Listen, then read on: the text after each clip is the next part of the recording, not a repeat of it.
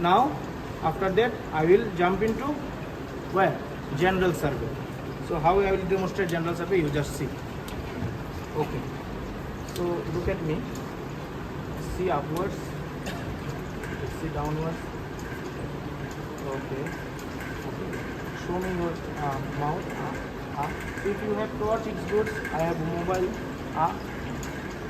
Okay. Fine. Show me your hand. Okay. Okay. Just lie down.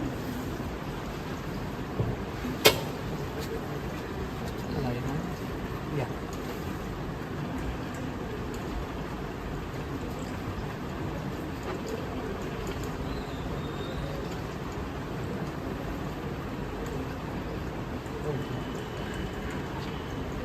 So I can, I want to check your overall body physical examination. So you don't have any, are you having any problem doing that?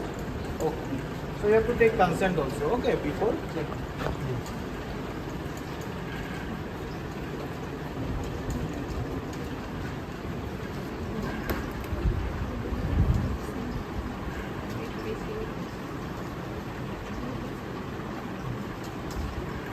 So you kindly get up.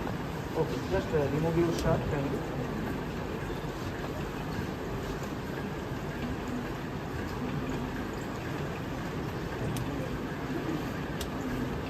So also while he is doing something, I am checking his face, whether he is having any myxedemic face, thyrotoxic face, okay. And also he is conscious, oriented, cooperative, these things I am checking. Okay, remove the shirt. Yeah, remove the shirt. Okay, thank you. Okay, you just lie down here now. Okay, I will take his BP.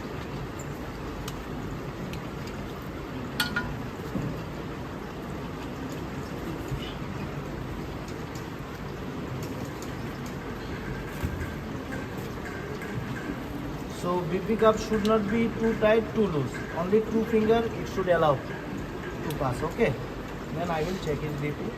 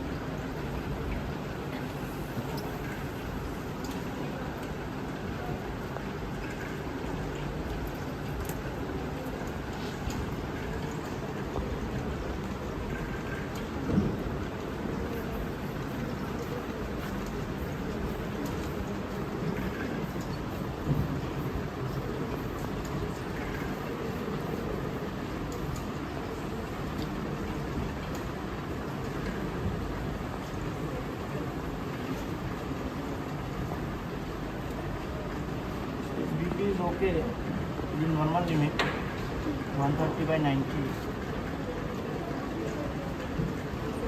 I'm checking his pulse and then I am checking the condition of the arterial wall. Along with that I have checked also whether it's normovolumic, hypovolumic or hypervolumic. Then I should check his respiratory rate, okay, and the breathing pattern.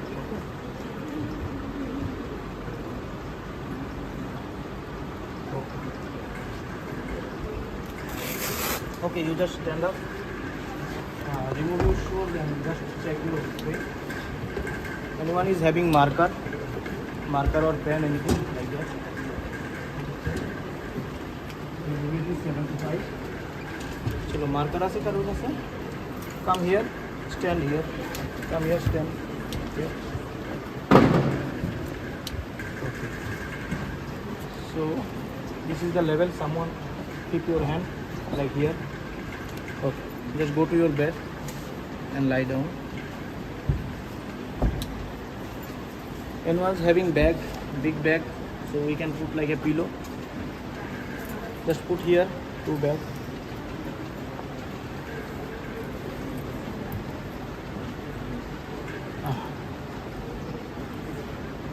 So hold it. 2. Okay.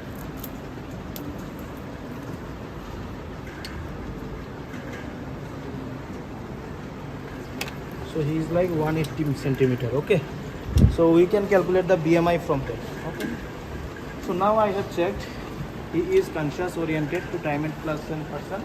Then he is febrile also, and his pulse rate is around 100, and his BP is around 130 by 90. Okay. And in his oral hygiene is good. His tongue is little bit dehydrated.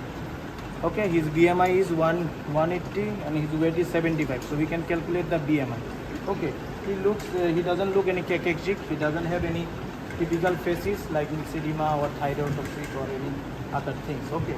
His breathing pattern is abdominothoracic. Okay. So these are the things, and his respiratory rate is 20 per minute. Pulse is around 100, as I have said, and it's normovolumic. Okay. And the condition of the arterial wall is normal. Okay. So these are the things. Then I should check for other things. What are the other things in general examination? Pallor I have checked. Pallor, icterus. Okay. Also cyanosis, the general skin condition. These things I have checked. Okay. Now I will go for lymphadenopathy.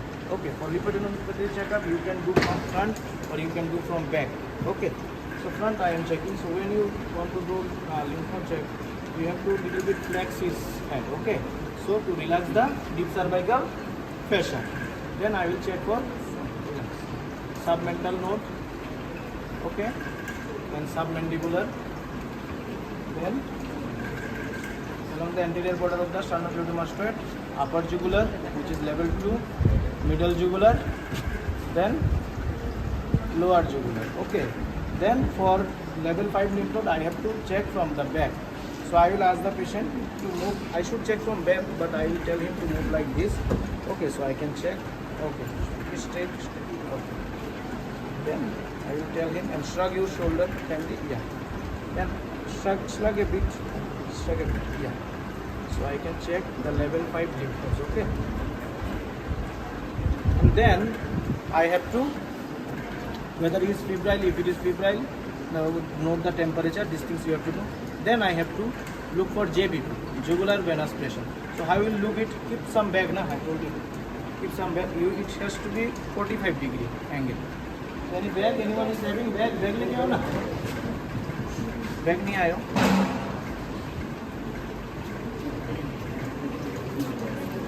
हाँ. Lie down. Keep it here. हाँ, lie down. So it's near about 45-degree. Okay, if you have that kind of bed which is having, can be inclined, so these things you can see. So for 45-degree jugular pressure, ask the patient to move this side and you check the jugular venous pressure. How you will check? You should check at the level from the bed tangentially and from the side. Okay. So you check. Then give me some scale. To scale you give me. I go to one more step. Okay. Then from the sternal angle, you measure the height. This is the sternal angle. I will see, and here I can see the pressure. So I will measure the height here. Okay. So this is the height. The height is around 2 centimeter. Okay. 2 centimeters. So he is having normal jugular venous pressure. If the height is more than 3 centimeter, then might be jugular venous pressure is increased due to congestive heart failure or some other causes. Okay. So these are the things. So from general survey which we have learned, he is conscious oriented to time, place and person. Okay, he is afebrile, his BP is within normal range and his pulse is normovolumic but high, 100 per minute. Then he doesn't have any pallor, icterus or cyanosis or no lymphadenopathy found. His jugular venous pressure is within normal limit. So these are the things in general survey. And also BMI you will measure, and also nutritional status also you can measure. Give me the tape. Give me the tape.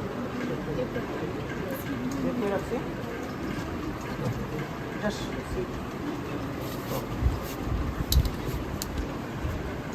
So take upper arm from the elbow around 1 inch above. Okay. You check. Okay. So the centimeter is 32. If it is more than 23 centimeter, then in males it is normal. In females, if it is more than 21 centimeter. So these are the things. So his nutritional status is good. So these are the general survey. Now I will go for local examination. So he is having pain abdomen. So I will go for bar abdominal examination. So first you lie. lie down. Okay, just remove this part up to here, this part up to here. So first in palpation I will inspect. Okay, I will inspect. If your arm like this, okay, relax, okay, and see this side. Okay, so I will check. What I will check first, I will check any pulsation is there, any scar mark is present or not in his abdomen. Okay, any thrill or any pulsation I can see or not. These are the things, or any dilated veins over his abdomen. So these things I will inspect. Also the breathing pattern, whether it's abdominothoracic or not. So he doesn't have any scar, he doesn't have any dilated veins, and in umbilicus is in normal position. Okay, and also he has abdominothoracic breathing. Okay, now I will go for palpation. In palpation we do superficial palpation. In superficial palpation we will check the temperature. Okay, so for temperature, this is the pain side. You are having pain here, right? So this is the pain side. We will not jump into the pain side, we will check from the normal side. Okay,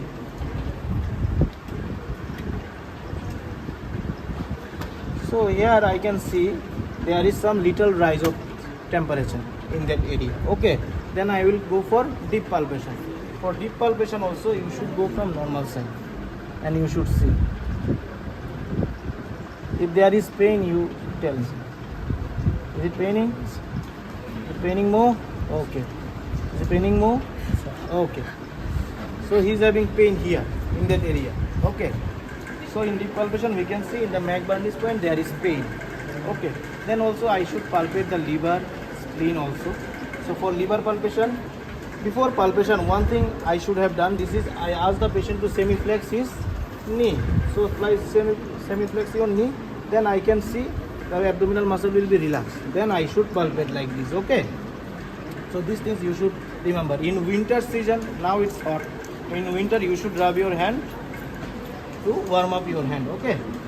So now I have done. Then I should see how I will palpate liver. For liver you should keep your flexor aspect of the hand like this. From right iliac fossa you go upwards. Kindly take deep breath and expire. Inspire and expire. So in between inspiration and expiration I will feel whether any hepatomegaly is present or not. Okay, so these are the things I should see, and I am insinuating my finger also, so it's going, so this no liver is palpated. Okay, then I will go for spleen. The axis of the spleen and enlargement is towards right iliac fossa, so I can go like this, and also I can hold the left side of rib to give a support and also to see. So spleen is also not palpable. Okay, then I will go for kidney palpation. For kidney palpation, what should I do? Bimanual. First is velotability and bimanually palpable. So for bimanually palpable, I will keep my right hand here and left hand in the loin. Right hand in the right lumbar fossa, left hand in the right loin. Then I will check. I will press the left hand to upwards and right hand downwards. Then I will feel for kidney if I can feel. Normally it's not palpable, but when it is enlarged we can palpate. Then I can check for velotability also. For velotability I will push my right hand backwards, then I can feel in my left hand that whether any moving kidney is coming or not, or I can push by my left hand upwards, so I can feel by my right hand towards the kidney. In left side also if you want to palpate, then you should put your hand like this. Okay, right hand up and left hand down like this only. So these are the things for per abdomen you should see. Okay, so after palpation, then I will go for percussion. In percussion also you can go for liver dullness. Liver span you can measure. How will you measure? From second intercostal space, from mid clavicular line, you can go like this. This is, I am doing percussion. Here I can feel the dull note. Okay, so here I will mark, and then I will go down, down, dull, dull, dull. Here I can feel the tympanic note. So this will be the liver span. Normally it is 10 to 13 centimeter. So these are the things for percussion. Also, what else I can do? I can go for shifting dullness. For shifting dullness, I will do. I am taking, any pen is there? Give me that pen. So for okay, no problem. So first I will percuss from Zifi sternum. I will percuss. There is no ascites as is flanks are not full and umbilicus is not slit like. Okay, then I will go like this. So here suppose I can feel the dullness. Okay, then I will mark that area. Same, I can go like this. I can mark that area. There is the dull area. This is the dull area D, and these are the tympanic area. Okay, so after sometimes I will ask the patient to move in this side. Okay, for sometimes, for few seconds. Then I will do percussion from here. Then I can see that dull note will come more medially. Okay, more medially towards here. And if I go more laterally, I can feel that this area is tympanic or resonant. Okay, so if this is present, then it will be shifting dullness present. He doesn't have this. Okay, and also in palpation, that I have come to percussion. Palpation, the method is fluid thrill.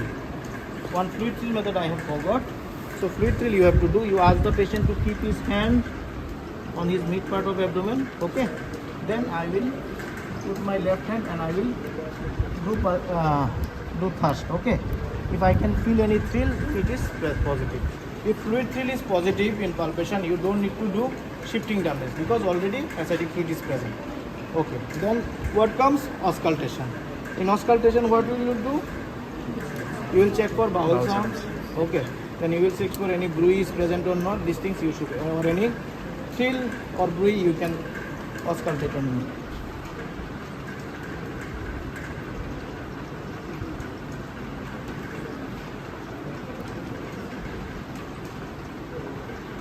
So this is the area where we check for bowel sound most of the time. Okay. Okay, so I have finished. Okay, hardly it will take total 10 to 15 minutes. Okay, for history taking it will be like 4 to 5 minutes. I am explaining to you also. When you take, these things will nullify. Okay, for history taking it will be more than 5 to 7 minutes. It will be like for general examination, it will be like 7 minutes, so 14 minutes, and for doing local examination it will take 3 minutes. So maximum 20 minutes you need. Okay, you will get half an hour or 1 hour sometimes for long questions. So it's more than enough. So what will be your diagnosis? 23-year-old gentleman came with pain right lower abdomen, suggesting appendicitis, acute appendicitis. Okay, what will be your differential diagnosis? It can be acute gastroenteritis, it can be acute colitis, it can be acute diverticulitis. In female, we should always rule out ectopic pregnancy and also ovarian torsion, okay, or ovarian cyst. So these things. He doesn't have any chronic history of constipation like that. He has constipation, but he doesn't have any lump, okay, and also he doesn't have any black stool, these things. So we can rule out any malignant cause. Okay. One thing in general survey I have missed, that is performance status. For benign cause, you should check Karnosky scale, and for malignant, you should measure by ECOG score. Okay. So these things you should measure. So differential diagnosis I have told you. Okay. Then examiner might ask you what will be your further plan. Sir, I would like to do ultrasonography of whole abdomen to confirm my diagnosis. What is the gold standard for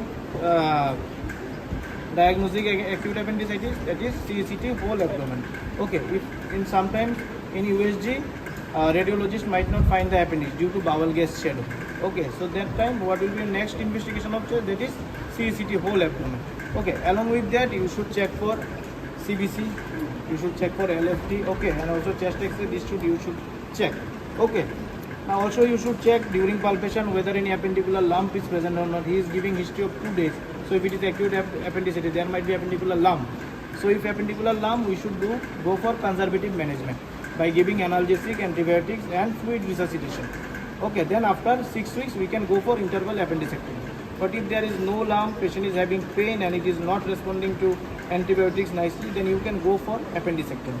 Okay, appendicectomy can be laparoscopic appendicectomy or open appendicectomy. So these are the things you should see while doing clinical examination. Okay, and thank you very much. Always congratulate the patient.